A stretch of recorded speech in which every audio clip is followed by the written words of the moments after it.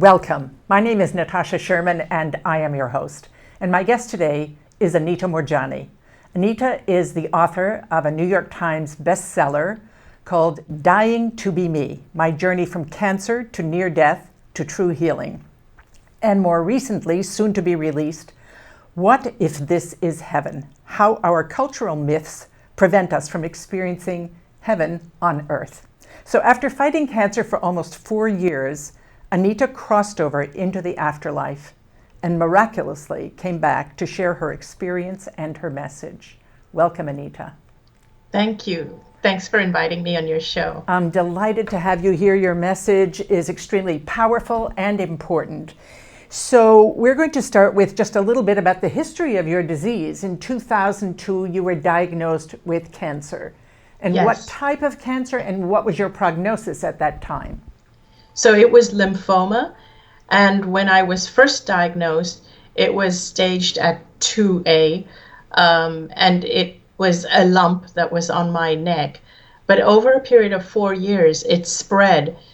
And so it had metastasized, and I had tumors all over my body. In fact, throughout my lymphatic system. So some of the tumors were the size of lemons from the base of my skull, all around my neck, under my arms, in my chest, and into my abdomen. So clearly nothing you were doing was making it go away. And Yes. the way you describe it in your book, I mean, it just kept deteriorating until at the end, your lungs were filled with fluid, you couldn't hold your head up, you had all these tumors and these open lesions that wouldn't heal. And then they brought you to the hospital basically to die. Yes, basically to die. And then I went into a coma, and the doctors basically told my family that these were my final hours. And now my organs were shutting down one by one. They'd already shut down, in fact. And they told my family I wasn't going to come out of the coma. And in fact, they said I probably would not be alive in 24 hours. Wow. Wow. And then, but here you are somewhere having a totally different experience. And what was that experience? So when my physical body was in a coma, I was still in this state of incredible clarity. And I felt I wasn't attached to my body anymore. So basically, I had left my body and I was aware of everything that was going on around my physical body. And I felt just amazing, just so light and so free. And all the pain was gone. And I felt like I was just surrounded by this feeling of unconditional love. And even the words unconditional love, it just doesn't do it justice. And So, at this same time that you're having this experience, you are also hearing what doctors in another room are saying. You can actually see your brother getting on a plane in India, trying to make sure he gets to you before you die. Yes, So you're seeing all of this simultaneously. I was seeing everything simultaneously because when I was out of my body, the vision that I had felt different from vision from a physical body, because it wasn't like I was looking out through physical eyes. It was like I had 360-degree peripheral vision, and wherever I put my awareness, there I was. And when I say 360 degree, I don't mean just being able to see all around within a room, but I mean everything that pertained to my life, past, present, and future. Like even if it was happening in other rooms, in other parts of the hospital, or outside of the hospital, and even, my brother who was in another country trying to reach me, it was wherever I put my awareness, there I was. I could see it and I could feel it. I could feel his emotions. I could feel the emotions of the doctors and the nurses as they were treating me. And my physical body, I could see it lying on the bed. And it looked so small and insignificant compared to what I was feeling now. Wow. So it's mind-boggling. So one of the things I remember was you communicated with your, so we're using the word communicate loosely, not in words, but you became aware of your father's essence. Your father had died 10 years before. And so was it he who said to you that you weren't ready to stay in this place? Yes, he said it wasn't my time. He said I still had gifts waiting for me here. Um, mhm. You know, one of the things that I remember, and I hope I'm remembering correctly, was this communication you had with him where you said, I feel so at home. And the thing that his response to me was, had me, my jaw drop, was, you've always been at home. And I Yes, think for me, that was part of the whole message is we're always at home. We we just don't are. recognize it. We don't recognize it. And that was when I realized that heaven is not a place, it's a state. And that was why my father wanted me to go back and recreate. He wanted me to see that once you know what that state is, you can recreate it anywhere. He wanted me to experience that firsthand. So, did you have this strong pull to stay? I mean, it sounds so blissful. It was incredibly blissful, and I really wanted to stay there. But he kept encouraging me to go back. The other thing that was pulling me was that I realized that my husband's and my purpose was linked, and we hadn't completed our purpose yet. And if I didn't go back, he wouldn't be able to complete his purpose, and that he would follow, that he would basically also die maybe 6 months or a year after. Wow. Yeah. Wow. So, you know, now you make the choice and you kind of re-enter this Yes. very sick body Yes. and uh, and you wake up. Yeah. And I knew I was going to be healed because when I was in that realm, I realized, I understood what caused my cancer. I understood it was because I never, I understood it was because I'd lived a life of fear. I had never loved myself. I'd never known my true worth or my true value or that I had a purpose for being here. So I was always a doormat. I was always someone who was a people pleaser. I always put myself down and put myself last and let other people walk all over me. And in that realm, I realized I'm not supposed to do that. I'm supposed to love myself like my life depends on it, because it does. You know, I have a bunch of questions about that, but it's like, so you came back because, so your body became ill because you had kept suppressing who your essential being and spirit and essence were. And Yes. we all do that Yes, I to had some level dimmed or my another. light. We're Yeah. brainwashed to kind of live into all the external expectations. Yes. And the gift really is that our life is a gift. And so it starts from, if my life is a gift, I need to love that gift. Yes. And you, And so the title of the book makes sense, Dying to Be yes. Me. So you return to be you.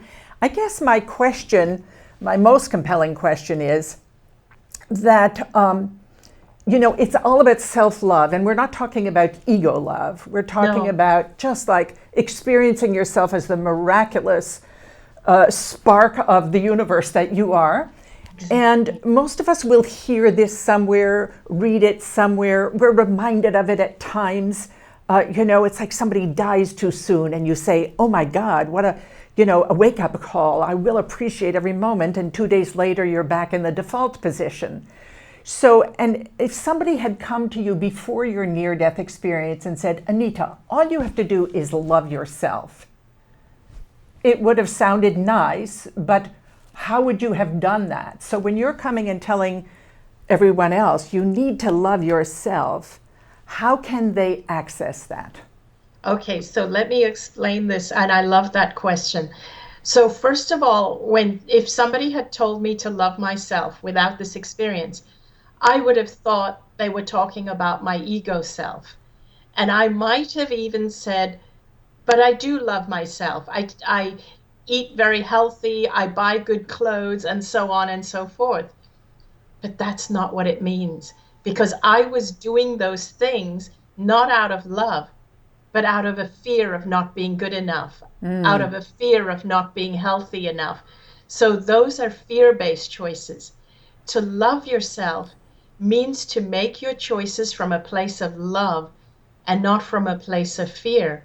It means asking yourself, why do I do what I do? Am I doing it because I fear the results of not doing it? If that is your reason, then that's not self-love. Self-love truly means it truly means realizing that the essence of God is who is expressing itself from behind your eyes. It is God. You are an expression of God. You are a facet of God that has come here to express yourself. You have come as a piece of God, and you will return back home and merge back to God. So basically, you are a facet of God. So to not love yourself means to deny that piece of God that has chosen to express itself through you. So to me, loving myself means truly allowing myself to be who I am without constantly judging myself, without constantly, excuse me, without constantly feeling that I have to please other people. It also means not being afraid of disappointing people. And one of our biggest fears is shame. Another one is disappointment. I mean, think of how it feels when someone says to you, I'm disappointed in you. Immediately, we change our behavior to accommodate that person.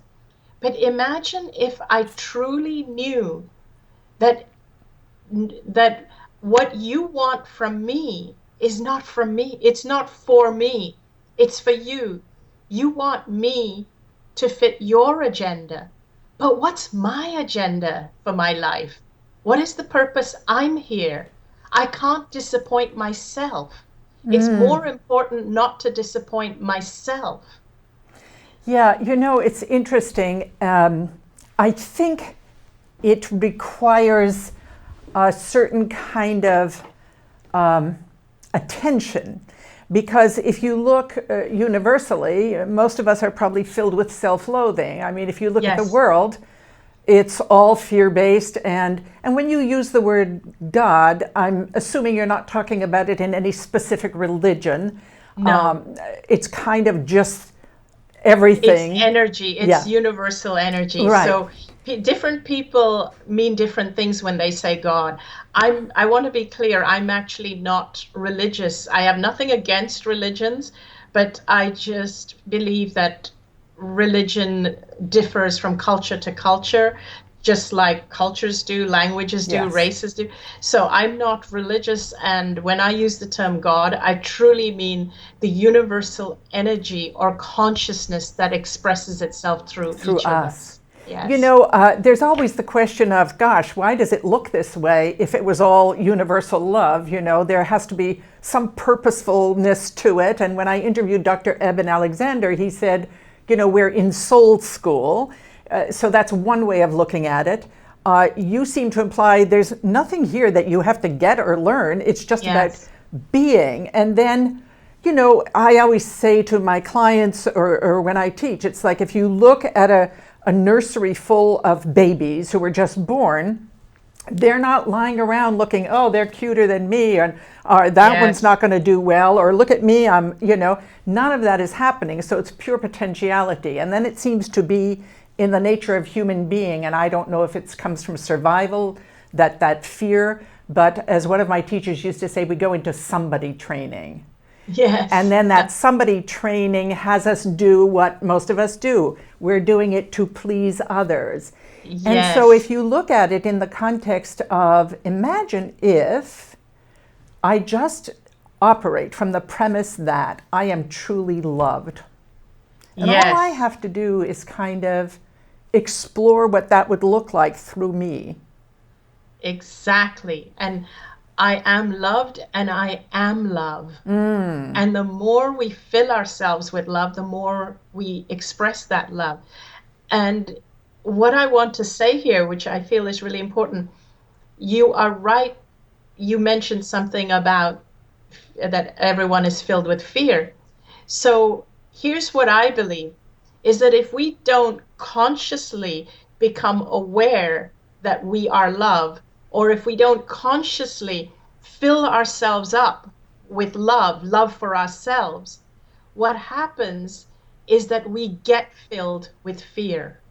So just like um, darkness is the absence of light, fear is the absence of love. And because I never knew that I was supposed to love myself, I never knew that I was loved, I never knew I was worthy and deserving. What happened is that my vessel completely filled with fear because it was the absence of love. And we live in a world that is lacking love, which is why all we see is fear. Right. Yeah, and you know, I think it really, again, is if we just, as you describe, if we just shift one thing in our day, like what if I operate from love? Yes. And but I think we all have to kind of make that conscious intention Um, because fear is so easy to tap into and go back to. It is. Oh, okay. So here's something tangible I tell people to do. I actually ask people to do at least one random act of kindness for themselves. You can do one for someone else. That's great. But most people who resonate with my experience and my story, you're very good at doing things for other people. So I don't even need to tell you to do that. It's just that we are all guilty, all of those who resonate with my story, we're guilty of doing things for other people to the point that we drain ourselves. And that's why I got cancer. So my request is to ask you to make a commitment to do one random act of kindness for yourself. And a random act of kindness is something that you would not normally do. So stuff that you do for yourself every day doesn't count. It means adding one new thing, like taking the time to soak in that bathtub that you normally say, oh, I don't have time for baths, or going to see that movie you wanted to see and you keep saying, oh, I don't have time, I want to wait for someone to go with me. Just take the time and go see it. One thing every day. Another thing is to ask yourself the question every day, what would I be doing today if I did love myself? And see what comes up for you. Thank you for sharing those two things because we need something to hang our hat on, you know, Yeah. something to point towards because our natural tendency is just to get stuck in the muck and mire of all the automatic behavior we have Yes. and that whole definite, you know, looking good to Yeah. other And people. And most people who think they love themselves actually don't. They don't realize that all these things they do for themselves, they're doing it just to keep up with other people. And that's a fear. That's not a love. Yeah, it's really great. Let me just see if there was something specific, and then I want to talk about your new book. There was something, you are here to be who you are, a facet of the universe. And I love that because if you take like a diamond or a crystal, it's all one, but you're Yeah. one facet of it.